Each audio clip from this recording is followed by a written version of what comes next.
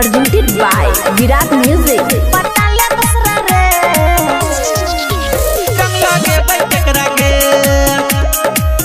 Singing by Rajesh Ranjan।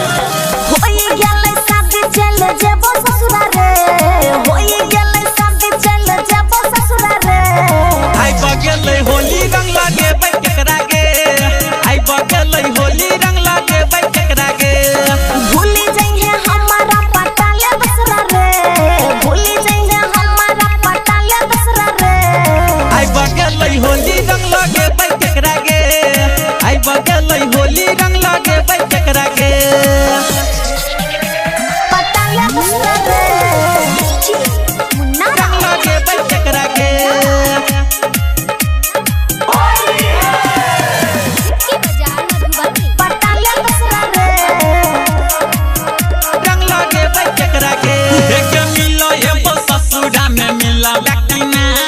हमरा संगे रंग ओत खेला बैठी में, हमरा संगे रंग ओत खेला बैठी में। मिलो ये ससुरा में मिला बैठी में, हमरा संगे रंग ओत खेला बैठी में, खेला बैठी में। अब तू करी हमें कोनो नखरा रे, अब तू करी हमें कोनो नखरा रे। आई बगल होली रंग लागे भाई केकरा गे, आई बगल होली रंग लागे भाई केकरा गे। पटाले बसरा रे,